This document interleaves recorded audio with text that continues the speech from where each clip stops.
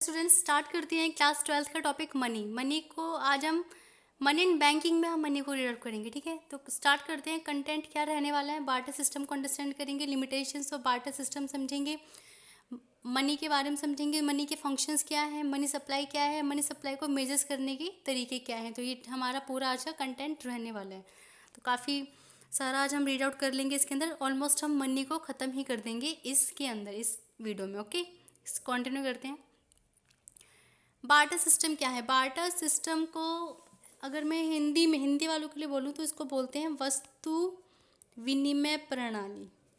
विनिमय मतलब आदान प्रदान करना, कि वस्तुओं के आदान प्रदान करने वाली एक प्रणाली चली थी, उसको बोलते हैं बार्टर सिस्टम। बार्टर सिस्टम क्या है कि जब मनी का इवोल्यूशन इकोनॉमी के अंदर नहीं हुआ था तो पीपल क्या करते थे, सामान के बदले सामान, वस्तुओं के बदले वस्तु, सेवाओं के बदले सेवाएं, या वस्तुओं के बदले सेवाएं ले लेते थे, सेवाओं के बदले वस्तु ले लेते थे। यानी goods exchange of goods, service exchange of service, goods exchange of service और सर्विस एक्सचेंज ऑफ गुड्स, यानी सब अदले बदले में चला करती थी। ठीक है, बार्टर सिस्टम क्यों सक्सेसफुल था उस वक्त है क्योंकि हमारी इकोनॉमी में जो लोग रहते थे, क्या है कि हम पहले ज़माने में हम जो थे, हमारी इकोनॉमी इतनी डेवलप नहीं थी, लोग जो वो है इतने महत्वाकांक्षी नहीं थे, लिमिटेड एरियाज़ में लिमिटेड दायरे थे उनके रहने के, तो वो आसपास के लोगों में ही चीज़ों का आदान प्रदान कर लेते थे, पड़ोस पड़ोस में ही चीज़ें एक दूसरे से ले लिया करते थे। धीरे धीरे राजा हमारा इकोनॉमी डेवलप हुई, उन्होंने मुद्राएं प्रिंट करने स्टार्ट कर दी, तो वहाँ से मनी इवोल्यूट हुआ, लेकिन उससे पहले बार्टर सिस्टम चलता जा रहा था। ठीक है, तो बार्टर सिस्टम्स की कुछ लिमिटेशंस है, रीड आउट करते हैं।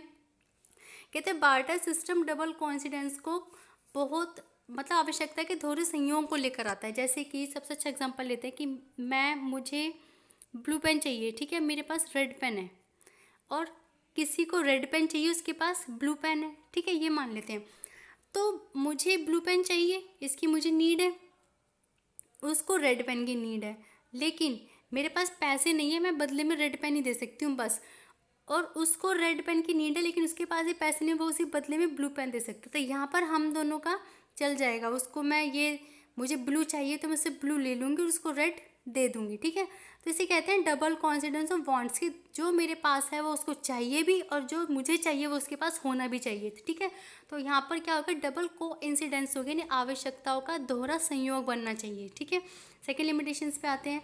सेकेंड लिमिटेशंस कहते हैं lack of common measures of value. जैसे कि ए है, उसको अपना घोड़ा देना है, बेचना है, ठीक है, उसको गेहूं की नीड है, तो वो बी के पास गया इस साल, तो बी ने उसको एक घोड़े के बदले 100 किलो गेहूं दे दिए। ठीक है, अब अगले साल वो सी के पास गया, सी ने उसको 70 किलो गेहूं दिए एक घोड़े के बदले। तो यानी कि क्या है, कॉमन मेजर्स ऑफ वैल्यू नहीं थी बार्टर सिस्टम में। तो ये भी सबसे बड़ा क्या था, नेगेटिव पॉइंट था बार्टर सिस्टम का, कि अपनी मर्जी से कोई कुछ दे रहा है, कोई कुछ दे रहा है, जबकि उसका घोड़ा ऑब्वियसली महंगा है उसके वीट से। ठीक है, आगे बढ़ते हैं। थर्ड था lack of standard of deferred payment. Deferred मतलब फ्यूचर से रिलेटेड, कि फ्यूचर पेमेंट्स को आप बार्टर सिस्टम में नहीं टाल सकते थे। ये नहीं कह सकते थे कि भाई आज तो मुझे अपना घोड़ा दे दे, मैं तेरे को अगले साल अपने गेहूं दे दूंगा। क्यों, हम नहीं जानते कि अगले साल गेहूं की इतनी प्रोडक्शन होगी कि नहीं होगी। तो बार्टर सिस्टम एक इनसिक्योर फील करवाता था जब भी वो बोले कि आपको फ्यूचर पेमेंट करनी। तो बार्टर सिस्टम ने फ्यूचर पेमेंट को हमेशा नेग्लेक्ट ही किया है। ज़्यादातर कॉन्ट्रैक्ट फ्यूचर पेमेंट थे, हुए ही नहीं बार्टर सिस्टम के अंदर। ठीक है, आगे अगली लिमिटेशंस की ओर चलते हैं। अगली लिमिटेशन है स्टोरिंग वैल्यू बहुत कम के ना के बराबर थी स्टोरिंग वैल्यू। क्यों, क्योंकि कुछ गुड्स ऐसे थे जो ड्यूरेबल नहीं हुआ करते थे। ड्यूरेबल मतलब जो ज़्यादा दिन चल जाए, जैसे कि आलू। अगर मैंने गेहूं के बदले आलू लिए हैं तो गेहूं तो उसके ज़्यादा दिन तक चल जाएंगे, लेकिन मेरे आलू ख़राब हो जाएंगे। ठीक है, और दूसरा क्या है, store of horse occupy space. उनको जैसे किसी ने हॉर्स लिया है बदले में, वीट के बदले में, तो उसको हॉर्स को रखने की, रख रखाव की और खर्चे आएंगे, उसको चारा खिलाना, उसको हॉर्स को पालना। तो मतलब अपने आप में स्पेस क्रिएट करना हॉर्स के लिए, सब कुछ क्या था, स्टोरिंग वैल्यू जो थी वो क्या थी, वाटर सिस्टम में थी ही नहीं। ठीक है, अगली क्या है, लैक ऑफ डिविजिबिलिटी। डिविजिबिलिटी मतलब विभाजिता, और लैक ऑफ डिविजिबिलिटी मतलब अविभाजिता। बार्टर सिस्टम अविभाज्य था, मतलब कि जैसे कि मैंने कहा कि एक हॉर्स बेच रहा है और एक जना वीट बेच रहा है। ठीक है, उसने कहा मैं एक हॉर्स के बदले 100 kg गेहूँ लूँगा तुमसे। ठीक है, तो सेलर ये बोलेगा मेरे पास तो लेकिन 20 किलो ही है, तुम मुझसे अभी 20 किलो ही ले लो। तो क्या तुम क्या ये कर सकते हो कि मैं एक घोड़े की टांग तोड़ कर दे दूँ कि 20 किलो में एक टांग ही मिलेगी? नहीं, यानी हम गुड्स को तोड़ दे सकते थे। कई गुड्स ऐसे होते थे जो डिवाइड हो ही नहीं सकते थे। तो ये भी एक बहुत बड़ी लिमिटेशन थी रही है बार्टर सिस्टम की। ऑब्वियसली इतनी सारी लिमिटेशंस के बाद बार्टर सिस्टम की, तो मनी को तो इकोनॉमी में इवोल्यूट होना ही था, क्योंकि बहुत प्रॉब्लम फेस की जाती थी। तो मनी क्या है, पहले मनी की डेफिनेशंस को रीड आउट करते हैं। Money is anything which is generally accepted for goods and services. Money वो कुछ भी हो सकते हैं जिसको आप गुड्स एंड सर्विसेज के बदले में ले सकते हो, जैसे कि कॉइन्स है, करेंसी है, नोट्स हैं, चेक्स है, these all are the kinds of money. Okay, आगे बढ़ते हैं। अब मनी के फंक्शंस वही हैं जो लिमिटेशंस रहे हैं किसके, बार्टर सिस्टम के। जो बार्टर सिस्टम के लिमिटेशंस थे वही मनी के फंक्शंस कहलाएंगे, ठीक है। जैसे कि मनी मीडियम ऑफ एक्सचेंज बना, वस्तुओं के आदान प्रदान का एक माध्यम बन गया, कि आप मुझसे अगर चॉकलेट लेके जा रहे हो तो आप मुझे पैसे देकर जाओगे, या मैं आपसे चॉकलेट ले रही हूँ तो मैं आपको पैसे दूंगी, ठीक है। तो मनी कहता है कि मेरे पास पावर तो नहीं है कि मैं ह्यूमन की वांट्स को सेटिस्फाई कर सकूँ, क्योंकि कोई नहीं कहेगा कि मुझे अब पैसे नहीं चाहिए, बस सब कहेंगे कि मुझे अभी चाहिए चाहिए। तो मनी को देकर सब फिसल तो जाते हैं, लेकिन मनी क्या कहता है, मैं एक काम कर सकता हूँ, क्या, जो उनकी परचेजिंग थिंग्स है जिसको वो खरीदना चाहते हैं उस चीज़ को मैं सेटिस्फाई कर सकता हूँ, कि मुझे एक गिलास पानी पीना है तो मैं पानी खरीद कर पी सकती हूँ, ठीक है। आगे बढ़ते हैं। दूसरा फंक्शन क्या है, मनी मेजर्स ऑफ वैल्यू।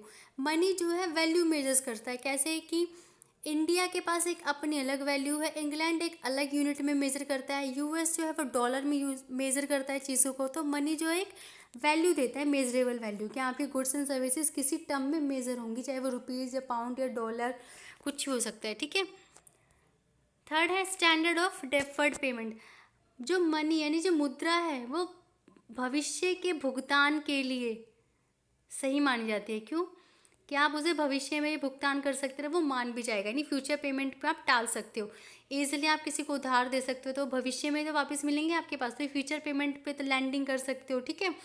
यानी कि क्या है, डेफर्ड पेमेंट्स। अब मनी की जो ये वाली फंक्शन है बहुत इंपॉर्टेंट है, क्यों, क्योंकि इससे क्या फ़ायदा होता है, इसी फंक्शन की वजह से, मनी के इसी फंक्शन की वजह से जो बैंक खूब सारे बैंक हैं वो क्या करते हैं, मार्केट में मनी को क्रिएट करते हैं। मार्केट के अंदर मनी कैसे क्रिएट होती है, उन्होंने आज किसी को 1,000 रुपये का लोन दिया, अब वो उन्हें इंटरेस्ट के साथ 1,500 रुपये लौटाने जाएगा, तो मन यहाँ पर मार्केट में कितना पैसा एक्स्ट्रा घूमा, 500 रुपये, ठीक है। तो ये जो बैंक वगैरह हैं वो इस फंक्शन का फ़ायदा उठाते हैं, क्या, लैंड करते हैं क्रिएशंस ऑफ फाइनेंशियल इंस्टीट्यूशंस। यानी कि मनी जो है मनी क्रिएटर बन गए हैं कौन, बैंक, किसकी वजह से, फ्यूचर पेमेंट्स की वजह से, ठीक है। आगे बढ़ते हैं। मनी के पास स्टोरिंग वैल्यू भी है, क्यों, क्योंकि आप मनी को एज ए एसेट भी स्टोर करके रखते हैं, instead of saving in goods is better to save in terms of money, this is, ठीक है।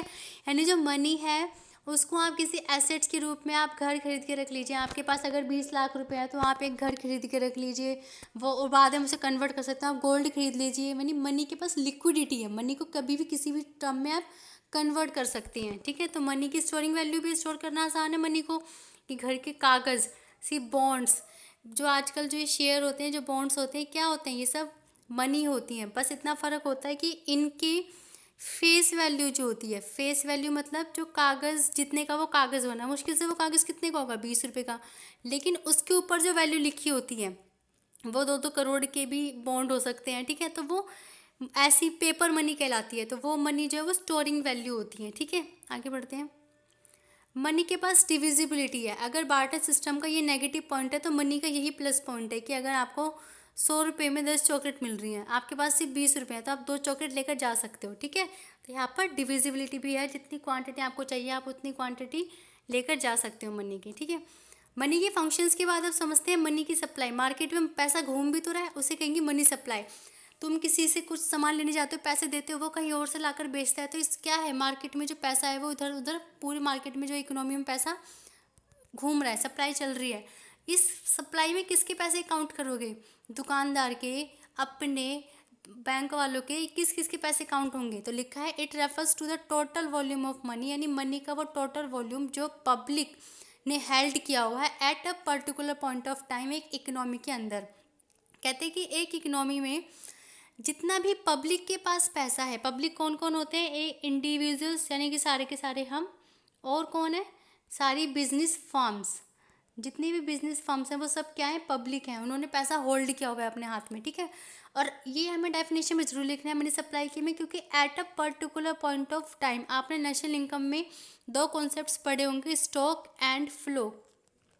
तो अगर आपसे कोई पूछे कि मनी सप्लाई क्या है, मनी सप्लाई स्टॉक है कि फ्लो है, ऑब्वियसली मनी सप्लाई स्टॉक है। क्यों? क्योंकि हम कहाँ मेज़र करते हैं मनी सप्लाई को, एक पर्टिकुलर टाइम पर मेज़र करते हैं, ठीक है। ऐसा नहीं कि मनी आ रहा है और जा रहा है, नहीं, हम एक इकोनॉमी, एक फाइनेंशियल को रोक कर देखते हैं कि हमारी इकोनॉमी में कितनी मनी की सप्लाई घूम रही है इस वक्त। और ये बात दिमाग में रखना है कि हम मनी सप्लाई में किसको काउंट करेंगे, सिर्फ money held by the public, जिसके अंदर इंडिविजुअल्स और बिजनेस फर्म्स आते हैं। क्योंकि जो पब्लिक है वो कौन है, वो मनी यूज़र सेक्टर कहलाते हैं। कौन है ये? हम सारे के सारे मनी यूज़र सेक्टर हैं, okay.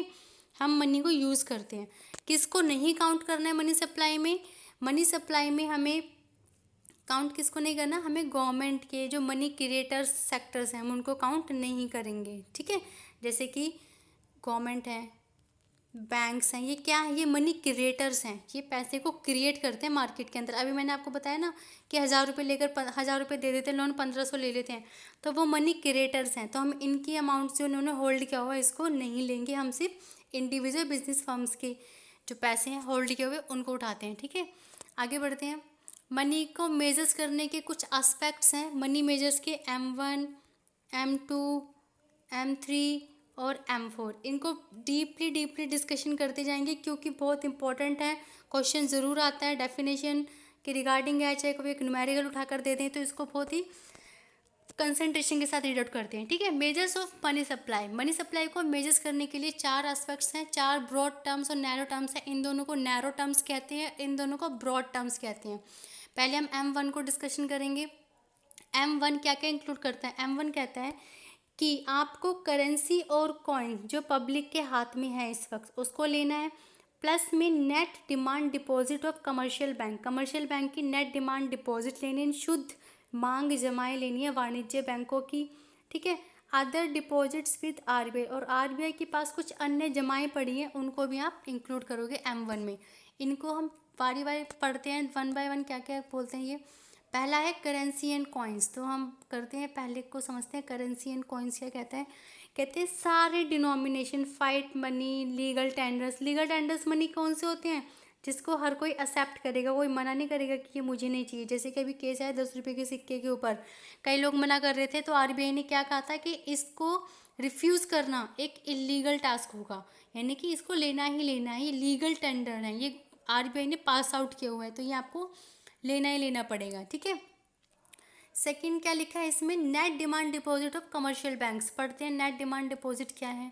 Net demand deposit commercial banks में रेफर करते हैं। देखो ये कमर्शियल बैंक है, इसमें पब्लिक का पैसा भी है और इसके अंदर इंटर बैंक का भी पैसा है। इंटर बैंक मतलब कि बैंक एक दूसरे के अकाउंट में पैसे जमा करवाते हैं, ठीक है। और यहाँ पर क्या है? पब्लिक का पैसा है। तो हम क्या करेंगे, हमें सिर्फ नेट चाहिए, नेट। तो हम जितना भी बैंक के पास पैसा है, जैसे कि बैंक के पास 1,000 रुपये हैं, ठीक है, उसमें से इन बैंकों ने जमा करवा रखे हैं 200 रुपये, तो हम नेट लेंगे। हम कितना लेंगे? पूरे 1,000 में से 200 को माइनस कर देंगे, जो पब्लिक का है मेन सिर्फ उसको इंक्लूड करेंगे, तो वो कितना आ जाएगा? 800 रुपये। तो नेट डिमांड डिपॉजिट्स क्या है कमर्शियल बैंक की? पब्लिक डिपॉजिट्स, इनकी टोटल में से इंटर्न डिपॉजिट्स को माइनस कर देंगे, ठीक है। आगे समझते हैं। अगला था अदर डिपॉजिट्स विद RBI। कौन सी होती है RBI की? और भी डिपॉजिट्स हैं जो कमर्शियल बैंक में जाकर जमा करवाते हैं। RBI की डिपॉजिट्स कैसी? जैसे कि नाबार्ड का कोई नाबार्ड फाइनेंशियल इंस्टीट्यूशन है, उसको कोई डिपॉजिट करवाना है बैंक में, तो वो कमर्शियल बैंक में डिपॉजिट करवा सकता है। डिमांड डिपॉजिट फॉरेन गवर्नमेंट्स, जो फॉरेन की गवर्नमेंट्स हैं वो भी हमारे देश में सबमिट करवा सकते हैं, डिपॉजिट करवा सकते हैं। और IMF, वर्ल्ड बैंक, ये भी हमारे बैंक में सबमिट करवा सकते हैं। तो ये सारे किस में कैलकुलेट हुए हैं अभी के अभी? M1 में, ठीक है। आगे बढ़ते हैं। M2 पे आते हैं। M2 कुछ ही नहीं है, M2 में M1 प्लस में सारी सेविंग उठा लेनी है पोस्ट ऑफिस की, जितनी भी पोस्ट ऑफिस के पास बचत खाते जो भी हैं उनके, वो उठा लेने हैं, ठीक है, उनको हम M1 में ऐड कर देंगे। M2 बहुत ईजी है। M3 पे चलते हैं। M3 कहता है, M3 में M1 के वो तीनों लेने हैं, प्लस में net time deposit with banks, यानी जो फिक्स डिपॉजिट्स हैं वो उठानी है हमें बैंक के अंदर, जो कमर्शियल बैंक के साथ। यहाँ खाली बैंक का मतलब कमर्शियल बैंक्स हैं, ये बात दिमाग में रखना। क्यों? क्योंकि हम मनी सप्लाई को पढ़ रहे हैं, और मनी सप्लाई हम इकोनॉमी में पढ़ रहे हैं, और हम किसकी बात करेंगे यहाँ पर? सिर्फ कमर्शियल बैंक्स की। अगर सेंट्रल बैंक की बात होगी तो वो आरबीआई से मेंशन किया होगा यहाँ पर हर जगह, ठीक है। फिर M4 क्या है? M4 में M3 आ जाएगा पूरे का पूरा एज इट इज़, प्लस में आपको पोस्ट ऑफिस का सारा डिपॉजिट उठाना है। उस वक्त सेविंग डिपॉजिट था पीछे, यहाँ पर पूरा डिपॉजिट उठाना है, लेकिन एनएससी को छोड़ देना है। एनएससी क्या है? एनएससी है national saving certificate, okay. NSC जो है वो नेशनल, ये कोलेट्रल बॉन्ड्स होते हैं, इनको आपको नहीं कैलकुलेट करना है। जैसे कि मान लो कोई कहे कि पोस्ट ऑफिस में टोटल 10,000 रुपये जमा है, जिसमें से 2,000 की एनएससी है, तो आपको M4 के लिए क्या उठाना है? आपको M4 के लिए 8,000 रुपये लेना है। आप नेट लोगे, नेट, तो आप उसको माइनस कर दोगे, ठीक है। तो ये था आपका मनी सप्लाई। मनी सप्लाई के कुछ इंपॉर्टेंट फैक्ट्स भी हैं, वो समझ लीजिए, कॉन्सेप्ट्स। M1 और M1 जो है वो हाईएस्ट डिग्री ऑफ लिक्विडिटी है। हाईएस्ट डिग्री ऑफ लिक्विडिटी किसे बोलेंगे? कि इसके पास M1 की जो टर्म्स हैं लिक्विडिटी हाई है, कि आप इस अमाउंट को गोल्ड में कन्वर्ट करवा लीजिए, या गोल्ड से सीधा कैश में ले लीजिए। जैसे कि आपने बैंक में डिपॉजिट कर रखे हैं, आप चेक भरिए और आपको कैश मिल जाएगा, तो क्या है? लिक्विडिटी है, ठीक है। M4 सबसे लीस्ट लिक्विडिटी मानी जाती है M4 की, ठीक है। लास्ट में है M3 सबसे ज़्यादा यूज़ किया जाने वाला। अगर पूरी इकोनॉमी की आपको एग्रीगेट सप्लाई देखनी है मनी की, तो आप M3 निकाल लीजिए, आपको समझ में आ जाएगा कि आपकी इकोनॉमी में कितना पैसा घूम रहा है। M1 और M2 नैरो कॉन्सेप्ट्स माने जाते हैं, और M3 और M4 ब्रॉड कॉन्सेप्ट्स माने जाते हैं मनी सप्लाई के। ये मैं पहले ही बता चुकी हूँ, ठीक है। तो बस आज के लिए इतना था। आगे चलते आगे बढ़ेंगे, फिर बैंकिंग को समझेंगे।